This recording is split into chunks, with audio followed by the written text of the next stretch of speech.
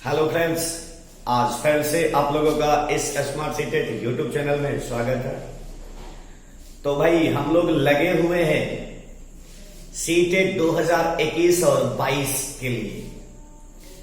तो आज हम लोग जो इस वीडियो में चर्चा करने वाले हैं वह सीडीपी के कुछ महत्वपूर्ण प्रश्नों की चर्चा करेंगे। तो मेरे भाई देखते हैं कि आज आप लोगों के स्क्रीन पर जो सीडीपी के एक प्रकरण को उठाया गया है और उस प्रकरण से संबंधित कुछ प्रश्नों को आपके सामने पेश किया जा रहा है। तो मेरे भाई देखते हैं कि आप लोगों के स्क्रीन पर सीडीपी का प्रश्न क्या है और इसे हम लोग कैसे सॉल्व करेंगे। तो मेरे भाई हम लोग देख रहे हैं कि हम लोगों के स्क्रीन पर जो प्रश्न आया है वह है संज्ञानात्मक विकास से संबंधित। तो मेरे दोस्त याद कर लेना बाबू कि संज्ञानात्मक विकास का सिद्धांत उसमें से भी केवल और केवल जीन पियाजे के सिद्धांत से आपको जो इस बार एग्जाम हॉल में स्क्रीन पर जो प्रश्न मिलेंगे उसमें से टोटली 30 प्रश्न में 4 प्रश्न किससे होगा मेरे भाई? संज्ञानात्मक विकास के सिद्धांत में भी जीन पियाजे के सिद्धांत से केवल और केवल उस सिद्धांत से 4 प्रश्न आएंगे।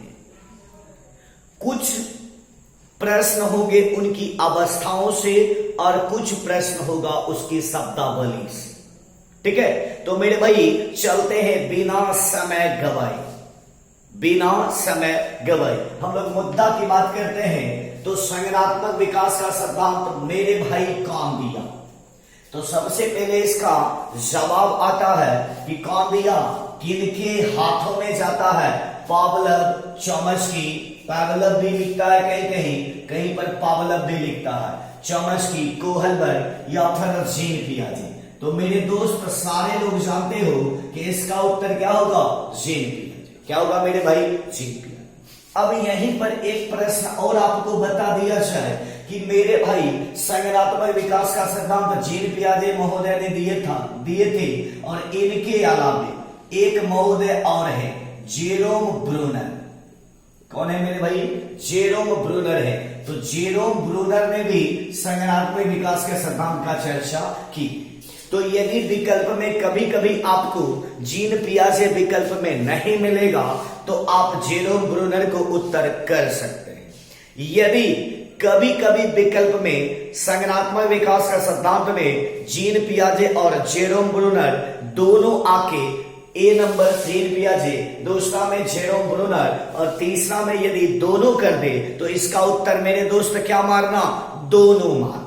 यदि एक और क्वेश्चन है, यदि पियाजे, जेरोम ब्रूनर, चॉम्स्की और कोहलबर्ग दे दोनों विकल्प अलग अलग दे तो पहला प्राथमिकता किसको देना मेरे भाई? जीन पियाजे को देना। किसको देना? जीन पियाजे। ठीक है, चलिए तो आशा नहीं पूर्ण विश्वास करते हैं कि इस प्रश्न में किन्हीं लोगों को प्रॉब्लम नहीं होगी। उसके बाद दूसरा क्वेश्चन आता है मेरे भाई कि संज्ञानात्मक विकास के सिद्धांत में जीन पियाजे महोदय ने कितनी अवस्थाओं का चर्चा की है? कितनी अवस्था मेरे भाई? तो इसका उत्तर क्या आता है? 4 अवस्था। कौन कौन अवस्था होगा मेरे भाई? 4। पहला को कहते हैं संवेदीगामक अवस्था। कौन कहते हैं मेरे भाई? संवेदीगामक अवस्था। दूसरा को कहते हैं पूर्व संक्रियात्मक अवस्था। क्या कहते हैं मेरे भाई? पूर्व संक्रियात्मक अवस्था। ठीक है, और तीसरा को कहते हैं मूर्त संक्रियात्मक अवस्था। क्या कहते हैं मेरे भाई? मूर्त संक्रियात्मक अवस्था। ठीक है, उसके बाद मेरे दोस्त चौथा को कहते हैं औपचारिक या आप इसको अमूर्त औपचारिक संक्रियात्मक अवस्था या फिर आप इसको अमूर्त संक्रियात्मक अवस्था कह सकते हैं। ठीक है, चलिए तो मेरे भाई संवेदीगामक का एज हो जाएगा 0 से 2 वर्ष, पूर्व संक्रियात्मक का हो जाएगा 2 से 7, इसका हो जाएगा 7 से 11 और चौथा का हो जाएगा 11 से 15। ठीक है, तो शायद इस दोनों प्रश्न में किन्हीं लोगों को किसी भी प्रकार से प्रॉब्लम नहीं होने की संभावना है। तो मेरे भाई अगले प्रश्न की बात करते हैं कि अगला प्रश्न आप लोगों के स्क्रीन पर क्या आ रहा है। चलिए मेरे भाई अगला जो प्रश्न हम लोगों के स्क्रीन पर आ चुका है वह क्या है। तो मेरे भाई अगला क्वेश्चन है कि जीन पियाजे ने अपने संज्ञानात्मक विकास के सिद्धांत में जो प्रयोग किए थे या किस पर प्रयोग किए। जैसे हम लोग जानते हैं कि सारे मनोवैज्ञानिक ने अलग अलग चीजों पर प्रयोग किए, और जब कोई सिद्धांत बनता है या फिर किसी भी प्रकार की दवा भी बनती है तो पहले उसको प्रयोग किया जाता है और किसी भी चीज पर प्रयोग किया जाता है। ठीक है, तो मेरे भाई बिल्ली पर प्रयोग थॉर्नडाइक ने किए थे। ठीक है, और कोहलर ने चिंपांजी और बलमानुस पर किए थे, तो जीन पियाजे महोदय भी अपना प्रयोग किए थे। तो किस पर किए थे मेरे भाई? अपने ही 3 बच्चों पर किए थे। किस पर किए थे?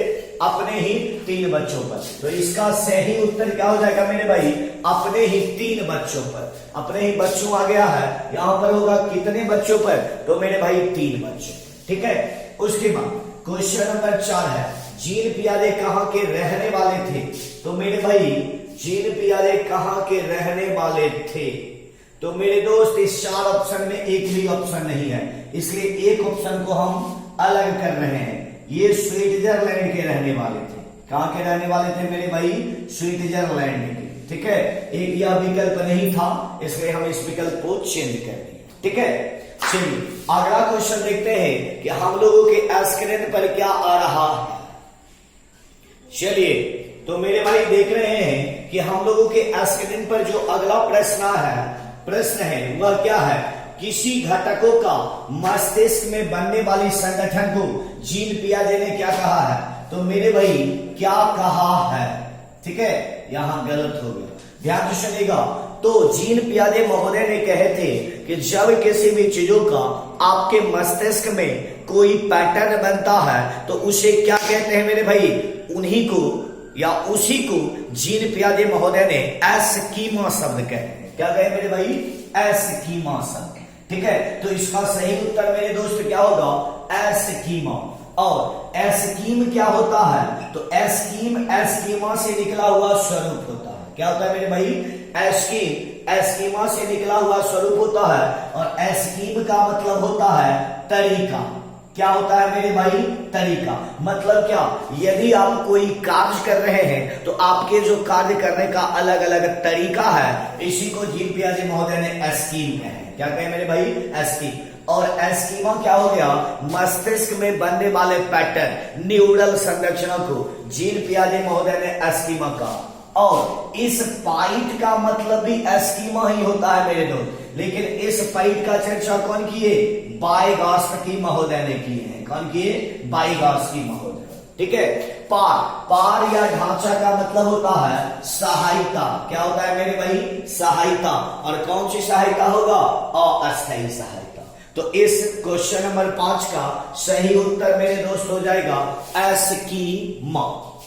ठीक है, चलिए अगले क्वेश्चन की बात करते हैं मेरे दोस्त। कहा जाता है जब पुराना ज्ञान में बदलाव की स्थिति आ जाए तो उसे पियाजे क्या कहते हैं? जब पुराने ज्ञान में बदलाव की स्थिति आ जाए तो उसे जीन पियाजे क्या कहते हैं? तो मेरे भाई जब आपका पुराना ज्ञान किसी भी नई समस्या में काम आता है तो उसको आत्मसातीकरण कहते हैं, लेकिन यदि बदलाव की स्थिति आता है तो अर्थात आप क्या कर रहे हैं मेरे भाई? समायोजन कर रहे हैं। क्या कर रहे हैं? समायोजन। ठीक है, चलिए तो हम लोग अगले क्वेश्चन की बात करते हैं कि अगला क्वेश्चन हम लोगों के स्क्रीन पर क्या आ रहा है। चलिए तो मेरे भाई अगला क्वेश्चन हम लोगों के स्क्रीन पर आ चुका है, वह क्या है? तो मेरे भाई किसी भी व्यक्तियों का समायोजन किसे संतुष्ट करता है? तो सुनिएगा मेरे भाई, आप अपने पूरे लाइफ में किसी के साथ भी समायोजन क्यों करते हो? किसी के साथ आप कंप्रोमाइज क्यों करते हो? तो मेरे भाई इसलिए करते हो कि आपको आवश्यकता है। क्या है मेरे भाई? आपको आवश्यकता है, इसलिए आप किसी के पास समायोजन करते हैं। यदि आप घर में रहते हैं गर्मी में और जब आप कोचिंग जाते हैं तो कोचिंग में हो सकता है घर में आप गर्मी में एसी में रहते हैं। हो सकता है कोचिंग में एसी नहीं लगा, कोचिंग में एसी नहीं लगा हो, और यदि वहां पर पढ़ाई बेहतर मिल रही है तो आपको वहां पर पढ़ने के लिए समायोजन करना होगा। तो आप अपनी आवश्यकता के लिए समायोजन करते हो। तो समायोजन मेरे बाबू किसको संतुष्ट करता है? शिक्षा को की उत्तेजना को की आवश्यकता को। अरे मेरे भाई शिक्षा भी हो सकता है, लेकिन जब शिक्षा भी आपकी क्या है? आवश्यकता। क्या है मेरे दोस्त? शिक्षा भी आपकी क्या है? आवश्यकता है। ठीक है। उसके बाद क्वेश्चन नंबर 8 को देखते हैं। जब पुराने ज्ञान या अनुभव के आधार पर भी नई समस्या हल हो जाए। क्या कह रहा है मेरे भाई? पुराने ज्ञान या अनुभव के आधार पर नई समस्या का हल हो जाए, क्या कहलाता है? तो हम लोग जानते हैं इसे क्या कहते हैं मेरे दोस्त? आत्मसातीकरण। क्या कहते हैं मेरे भाई? आत्मसातीकरण। ठीक है। चलिए, तो मेरे भाई जरा बताना कि अभी तक जितने भी प्रश्न आप लोगों के स्क्रीन पर आया है, कहीं से किसी को किसी भी प्रकार से डाउट नहीं होना चाहिए। तो मेरे दोस्त ऐसे बहुत ढेर सारे प्रश्न आप लोगों के सामने पेश किए जाएंगे, तो एक बात पहले जरूर सुन लेना मेरे भाई।